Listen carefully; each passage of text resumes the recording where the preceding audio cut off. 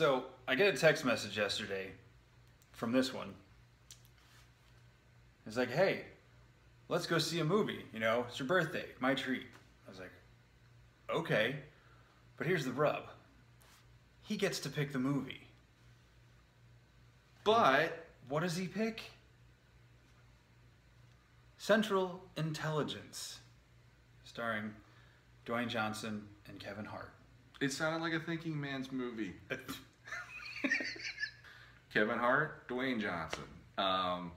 So basically, the movie is okay. If you watch the trailer to this movie, you're really, truly going to get what the trailer is about, and tenfold in this. I was laughing pretty hard through a lot of this, and you were too. Oh yeah. So, you know, that already set a good tone for, I didn't screw up by picking a movie that you wouldn't go to the theater normally to go see. Well, it wasn't on my list. Yeah. I mean, with so many movies out this summer, it wasn't on my list of ones I had to see in the theater. It was one I would eventually see. I'm in the same boat with you, honestly. But so when you suggested, I'm like, you know what? It's been a couple weeks. There's been a lot of pretty intense movies. So yeah, let's. I mean, even I know we both saw Finding Dory separately. Yeah. But I mean, it had laughs and stuff. But there's a lot of emotion and heart. Like there's a lot of some heavy heaviness stuff in that movie, disguised as a kid's story, and that's good. So this one was just pure, raw laughs. It's a palate cleanser. It is. It was. I personally am a sucker for the buddy cop kind of movies. I grew up on Lethal Weapon and later on the Rush Hour series and whatnot. And this one to me is like Dwayne Johnson, ever since he's become an actor, he's one of those guys where I look at what he does and go like, he's got this charisma that truly is, for me at least, it's mesmerizing when he's on the screen, because you wouldn't think this guy has as many dimensions as he has, and then you see him and he's pulling off these roles. Like the first movie I actually watched him in was A Rundown, and that movie for me, I still enjoy. It's such a great fun adventure action movie, absolutely. And that's kind of a buddy movie in and of itself to an extent. Yeah. But then, you know, he has darker roles, like if you saw Pain and Gain, he's done fantasy with Scorpion King, and I wouldn't say The Mummy Returned, but just Scorpion King. Let's not talk about Southland Tales either. I haven't seen that one. Yeah. But like G.I. Joe Retaliation, I watched that, and I'm like, The Rock's in this. I can't find this to be as bad as the first G.I. Joe. And it actually was a better movie. I think it was a better movie. Well, that's a whole nother. That's a whole nother discussion. But the thing is, with him, he's the kind of actor where you're rooting for him in most of the roles he has, and in the role he plays here, his role is Bob Stone, which actually it was Bobby Robert Weirdick, yeah, which D-I-C-H-T. Yeah, you know, but Weirdick. Yeah. Unfortunate name for anyone in high school, I'm sure. But for me, at least, the end to this movie had to be in the previews. Just watching the fat version of him in the shower and going, I can't believe he even went. Like, I know it was probably just, you know, CGI'd face onto a body double or whatever.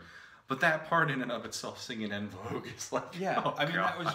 I mean, we knew it from the trailer. If you've seen the trailer, or one of the two trailers, you know that was in there. And that's kind of, I was like, wow, there's something in this. Like, I know it's going to be a preposterous plot, but that's okay. And it was. And it was. But like, just that and the connection with Kevin Hart's character, because, you know, he's in the shower and he's singing and he's having a good time, and I'm there laughing. And it was like we were just telling your daughter, you know, she was like, don't laugh at me, and you know, and it was like, oh, we weren't laughing at you. It was, you know, it was one of those things. Like that scene just was not necessarily seeing him naked in the shower filling me with joy, but just he was enjoying life. Yeah, he was just having a blast, and it was funny because you know, he's just dancing and singing and just seeing The Rock's face. Oh, whoa, whoa, whoa. On such a different body than you've ever seen The Rock's face. Yeah. It was like, you know, but it was just fun. And then, you know, the bullies come in and they throw him out onto the floor naked in front of the whole school. And just to see Kevin Hart's character, which I think they did a great job of making these characters actually look like they were in 1996. Yes. Having been, a year away from graduation ourselves at the time, it felt very familiar. Mm-hmm. And everybody was a little too pretty, though. But that's okay. It's Hollywood. No student in that school is under the age of 21. I'm convinced. And it's Hollywood. Yeah, it's in that moment just seeing Kevin Hart's character run over and give him his jacket. It's like it would have been awesome to have that guy at school. Yeah, I was thinking that too. Like he'd be that guy. He played one of those. He was the most popular kid in school, homecoming king, involved in all the different extracurriculars. But the thing is, the guy actually was a good person deep down too, which was cool. All around, just real, genuine, nice guy. Mm-hmm. And I know everybody knows someone out there like that. Mm-hmm. And just the principal's speech, without giving, because the spoilers in this movie aren't so much the twist or anything, but it's just a lot of the one-liners in this movie are just fantastic, and I don't want to spoil too many of those. If we can. I won't, because that one was pretty good. That one's pretty good. Just save that one for the theater. It's worth seeing. But yeah, it's just so you set it up, and it's 20 years later. They're about to go on their there's this reunion, and out of the blue, Kevin Hart's character. But he gets like a Facebook request, and it leads to the whole and that just seeing that topic approach is like, do you reject? He's like, can they see that I'm rejecting their friend request? Yeah. It's like who does that? Oh, and it was great. It happens a lot on Facebook too. It's not something that's so I get those at least once or twice a day. I'm like, no offense to I have anyone no idea who this might guy have sent is. me a friend request, because my inbox is always full of them. But it's just like, if I ever get one, I'm like, I have no idea who this person is. Mm-hmm. I have no friends in common. Mm-hmm. Well, I love when they showed you because just like anybody, when they have these weird friend requests shows up, he goes onto the guy's Facebook page, and he only has three things. He has guns, and I forget the middle one. Was it like weights or something? I think it was like guns, working out, and unicorns. And those were his only interests, and it's like. And I love that he accepted it based on that. Because it's like, okay, So, but so it's up this crazy, it's who's who, what's what. There's lots of like doubling back and over, and is The Rock's character, is he crazy? Is he telling the truth? Who knows? Well, the thing that I love about it is, again, it's the charisma thing, because The Rock has played all these different roles already, which I would have never 20 years ago expected to be saying that in a movie review, or even being here doing movie reviews. But the fact that he started out with these like action movies, and he's got acting chops now, and I mean the guy can do a whole range of things, which is impressive. And what I thought was cool is he plays Bob Stone in such a way, there's her pitter-patter. He plays Bob Stone in such a way where he is the most socially awkward person you'll ever meet.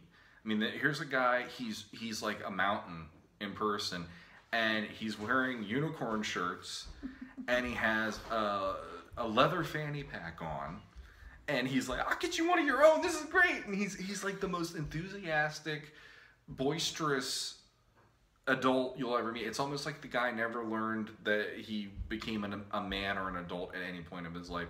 And I love that when they have their first meeting together, he's like, well, how did you do that? And he's like, well, I was picked on, and I did one thing for the last 20 years, and I worked out 6 hours a day every day, and it's all that he did. And he's become this guy, and he's a physical specimen. And what's cool though is when you find out, and this obviously is in the trailer, he's a CIA operative, and he's going so deep undercover that the CIA is trying to bring him in, and he needs Kevin Hart to help him on the latest case that he's on. And the thing that I was actually impressed with, both the writing and the acting, was they give you many, many, many circumstances and cases where you're watching The Rock and going, he might be the bad guy, he might be crazy. Mm-hmm. And they did a really good job of, like, you're in Kevin Hart's position and you're going like, who was he supposed to trust? And they give so many options on that. So I enjoyed it from that level. It kept the movie going on, and but it was also almost, it reminded me of like Bugs Bunny and Daffy Duck, because like Daffy would always be there yelling and screaming like Kevin Hart would, and he'd be complaining, and then Bugs Bunny would just show up out of nowhere and be like the laid back and happy guy, and they did that so many times in this movie. That's one of the best bits is The Rock. The Rock is essentially Batman in this movie. Jeez, he's like Batman and Jason Bourne. Batman and Jason Bourne, if they were your socially awkward friend that never developed social interaction. I'm not saying Batman or Jason Bourne necessarily have the best social interactions themselves, but they have this focus about But there's also, he does that whole Batman thing when Commissioner Gordon and Batman are on the roof. You turn around, he's gone. It's like, how did he do that? Like, and they just do it so much. It's great. And again, like you were saying, the performance is The Rock. He's, the first thing for me was Scorpion King and Rundown, Southland Tales, the Fantastic Four. No. Fast and the Furious movies franchise that he's been in. Which, I'm amazed I forgot that. There's always a certain level of the Rockness that he brings to every role he plays. And I never saw Tooth Fairy or Game Plan or, the other ones. I saw Game Plan on Netflix once, and I was like, but it was, different for him, there's too. There's him, but, he always kind of gets lost in the role, even though it's clearly The Rock. It's like if you're watching a CG movie when you watch Avatar or The Jungle Book, but you get so taken in by what's going on that you that kind of fades into everything else, in my opinion. I think he's an actor that does that. Where, no offense, I see Halle Berry in a movie, all I see is Halle Berry. I rarely see her character. I do that with Leonardo DiCaprio. And I can't help it. Every time I see that guy. But The Rock is one that I think, it's like, I know that's The Rock, but I also know right now that is Robert Stone. It's very much I could go on about just his character for quite a while, because his character is the heart and soul of the movie, no pun intended to Kevin Hart being in the movie, but he's that character that whenever he shows up, I don't know if you did, but for me, anytime he showed up in any scene after you got to know who he was and see him on the trail with Kevin Hart and trying to figure stuff out, like if he just popped up in his life randomly, which he does, it's almost like What About Bob in that way too. That's probably why. Well, like it's just all of a sudden he's just there. You know, like I've seen The Rock. I keep calling him The Rock. I've seen Dwayne Johnson in other roles, and he's fun in other roles. He's comedic in other roles. But this one for me is like, he got the brass ring for me of he can pull this stuff off, and it's just as effortless as he is probably bench pressing a Mack truck nowadays. Yeah. So and again, his character just feels so genuine. And now I want to talk about Kevin Hart's character. Sure. Because we said at the beginning it sets him up as like just kind of this all around great guy, most likely to succeed in everything, and he just goes on to live kind of a fairly normal life. And his words boring. Boring, like kind of frustrated with life, and he didn't live up to all these high school things, so he doesn't want to go back to the reunion or whatever. And it's just interesting because I think most people are going to be able to associate more with that than what The Rock's character does, going off and working out 6 hours a day and becoming perfect specimen of a human being, an Adonis, wearing unicorn T-shirts and if you look like him, you could wear that and nobody's gonna mess with you anyway. So there's just this genuine like thing where it's like he's got bills to pay, and there's it's just the real life, and he's got a wife, and he portrays it very well. But like the two of them meshing together, it just creates this like complete it's like the old volcano science fair project thing. It's just the right combination of the things, and it just bubbles everything up to the surface. It's fantastic. The other thing too about it, talking about like what else it has other than just the comedy, it's got really cool action. I mean, some of the, like for me, I'm a graphic designer and I work at a magazine, so I've changed the printer toners so many times. And The Rock uses it in such a way where the minute he did it in the movie to help with the situation he's in, I actually cheered because I was a geek enough to go like, that's the best thing I've ever seen anybody use a toner cartridge before. That's awesome. And I mean, the action is awesome. The choreography for the action is great. I love that they even gave Kevin Hart moments of action too, so it wasn't just like he was a screaming, cowering person. He's like anybody would be in those situations. He'd be like, why am I in this? Great. The action was fun.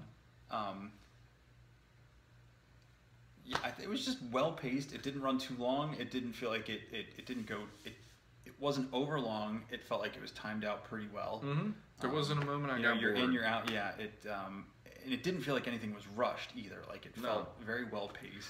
The one other message about it, real quick, that I thought was great was, especially in this day and age, and I know both of us growing up dealt with it, the bullying side of things. And that's like, it's right there in the preview. The whole, them throwing him out into the pep rally, the whole school seeing the poor guy naked, and Kevin Hart being the only person who wasn't laughing and actually like gave him his coat so he could have his dignity back and whatnot. I like that. I like that it showed that was such a good Achilles heel for a character who you can't really get to him physically. Yeah. And they got to him emotionally and mentally, and there is a sequence in the scene where you see who the bully is when he grows up, and he says it, and when he says it, I still to this day have those moments myself where he's like, once a fat kid, always a fat kid, and then like they have these really cool moments of Bob looking in a mirror, or he's looking at something that reminds him of his past, and you're seeing the trauma visually painted out like behind him. They'll overlay like the scene with the kids laughing at him in the auditorium, or they'll show like he's looking in the mirror and then he sees his fat self from high school. Yeah. And I like that part of the movie too, because I mean, for as crazy and as funny and as heroic as Bob gets in the movie, I love that it's like that's something that he keeps dragging along with him for the ride. And by the time that there is a lesson to that, and by the time you get to the end of the movie, there is a nice catharsis to that storyline too. And I mean, that's part of like, it's the appeal of Kevin Hart in the movie. Like Jesse said, he's a good guy. Like he did look out for him. And I love that was why he's the only one he connected with in the movie. It's like, well, you actually helped me out when no one else would help me, and that's why he grabs him again to help him out on the mission and whatnot. So yeah, I mean, and I will say, back to you were saying about how he sees like the reflection of his younger self, and I know that's a very real issue for a lot of people who have any sort of body image issues, one end of the stick or the other. Whether it's and again, I'm getting really heavy here, and that's not really what the movie was about, but it put it in a way to where I felt it was valid, and it made a point,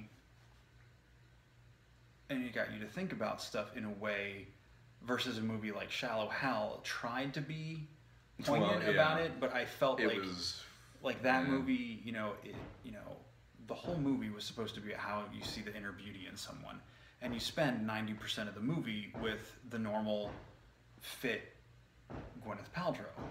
Yeah. Where, so you're canceling out your own message in the way you do the movie. Now, granted, maybe that was just because, they didn't want to put her in the suit or whatever. I can't imagine that would have been comfortable to wear. Probably not. But at the same time, I feel like this, it made a similar point with, but it was about how Bob saw himself instead of other people. And I know that a lot of people who suffer and deal with body image issues, when they see themselves in the mirror, even if they are that perfect ripped human now, like The Rock is, or whatever, they still feel like the other person. Yeah, and I thought that was really beautiful the way they did that in this ridiculous, absurd comedy. That's why I went to it, because for me, there's still those moments for me at least, from when I was growing up, where it's like, yeah, you know, I had curly hair and it was really tight and curly, so people would say it's an afro, and that was always a big thing. And you know, whatever it is for anybody, it's like there's always that side of you where you look in the mirror and you think to yourself, you know, somebody made me feel like garbage because they didn't feel good enough and they wanted to throw that on me. Yeah. And so you carry that weight with you for life, and either you move on from it and you accept you as a better person or not. And I mean, that says something to me about the movie, that here we are having this moment talking about that, because I mean, really, it is a key point of the movie. I mean, without that motivation and without that opening sequence and without the motivation, he wouldn't have become a CIA agent. He wouldn't be the big hulking guy he is.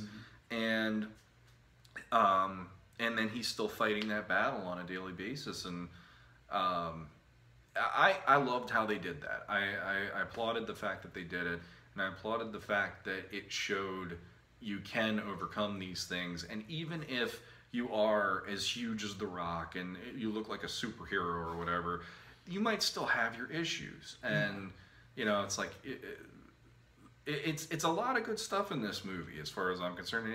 It went to places that I wasn't expecting it to. It went to some places where I was happy that it went to. Yeah.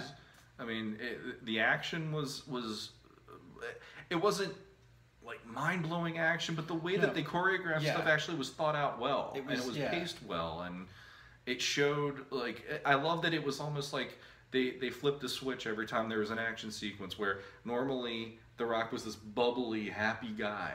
And he's like, yeah, you know, like, hey man, you want to go get a beer? And then all of a sudden something crazy would happen, and he'd be like stone-faced, and it's like he's all business. Well, it's like in the rundown when, you know, he's like, he doesn't want to use guns. The whole movie.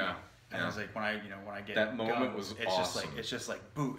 That movie, it's a little more dramatic, a little more. Well, that's his final. Because that's the whole thing. That's this one. It's like you said. It's just every like time. a light switch. It's just like, oh, boom, and then as soon as it's over, he's like, hey, let's go. Yeah. Hey, you want to get wings? You know, and want to do shots and all that. So, yeah, I mean, one shot, just one shot, just all one right, shot. shots. No, just.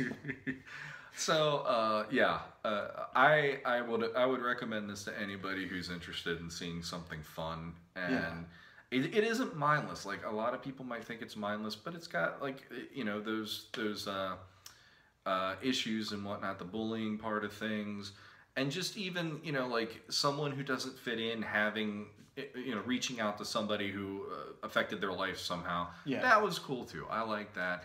And they give Kevin Hart the tightrope of, you know, does he believe him, and does he actually help him, or does he not believe him, and does he turn him in?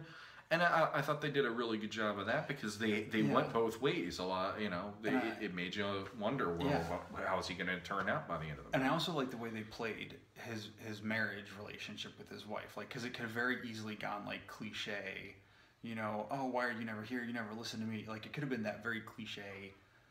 You know, but it felt very natural. It's like, you know, they were the high school couple. They've been together, you know, for 20 whatever years. They've been together 20 years or so. Plus whatever in high school, and they just delivered a really solid, believable relationship between them. And you know, she could have easily been portrayed as like the nagging wife, or him as the bumbling idiot. And you know, they've got their moments, but they don't feel like anything out of the normal. Like when he gets a YouTube video at work. And it starts playing. She's like, "What's going on?" He's like, "Oh, I gotta go." That was great. You know, and so yeah, but well, I was gonna say something else. You know, it's not mindless. It's not mindless. It's not mindless. You know, and the points they make, the kind of relevant things we were talking about, like the bullying and those different things, they feel genuine and sincere in the movie, whereas. As much as I liked watching, you know, 21 Jump Street, the movie, and just laughing hysterically at that movie, those kind of emotional bits in those movies feel very forced. Oh, yeah. And that's okay. There's nothing wrong with that.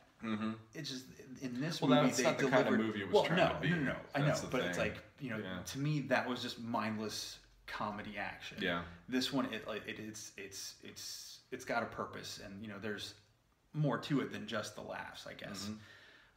So you said in your final I would recommend it. I would definitely recommend it, and I'd say if you want to see a movie where it's a great guys' night out kind of a movie. It's a great movie for anybody who just wants to see a fun action movie. And again, no pun intended, but it has heart to it, and it does. Not just Kevin Hart. It's just it's got heart. So and it's worth a look. Stuck between a rock and a heart place. Oh. Zing. Cut that out. Yeah. Wow. Okay. Yeah. So, like we said in your Finding Dory review the other day, last week, whatever, the whole point of our channel is to, is it good? Is it worthwhile? And we both agree this movie was worthwhile, unless you don't like laughing. Yeah. And if you don't like laughing, why are you watching our channel? Why? You're never gonna get it. He was gonna do that part originally. We were trying to plan that out. But yeah, so definitely recommendation from both of us. Yes. Go check it out if you get a chance. You don't have to see it in the theater. It's not one of those that it matters to see the epic size of right. the whatever. It's a movie you could still watch at home. So if you don't get a chance to see it in the theater, rent it when it comes out one way or the other. It's a great little movie, and it's one of the ones I'm always going to look at as that was Dwayne Johnson. This is one I probably will buy this one when it comes out. Like, I'd be tempted I liked it that much that it's one I could just pop in when I want a good laugh. That won't leave me feeling like dirty for laughing at it. Like I don't even think there was much swearing in it. No, not at all. I don't think it was. It's PG-13, so I mean, the action is like the worst part of the movie. I think you get a little bit of a view on. Robert. You get a couple of views on him. You get both before and after. Yeah. Yeah. But it's nothing that the kids can't see if you end up having kids watching it. It's mostly just butt shots, so you don't have to worry about. Yeah. If they've seen any of the Avengers movies, it's the action's kind of on par or even less, I'd say, than that. But yeah, it's definitely a lot of fun, and glad that was my birthday movie-going experience for the year. So. You win some, you lose some. So lots of wins. The last time somebody recommended a rock movie to me, it was The Rundown, and I was in a bad mood, and they're like, "I'm gonna take you to go see this movie, and love it or hate it, you can be mad at me when it's over." And by the time that movie ended, I was like, "Thank God this movie was out, because that really got me into a better place." And I wasn't in a bad place last night, but I was like, "I just hope this is decent." And I'm watching it and going like, "Thank you." Yeah. I felt justified in going, "Hey, you want to check it out with me?" And stuff. It was a nice letting off steam, laughing, just having a good time, and it was nice. It was good. So there you go. Check it out. Central Intelligence in theaters now, or rent it, whichever you need. Then go for it. You watch this later. So anyway, we will catch you later. Yeah.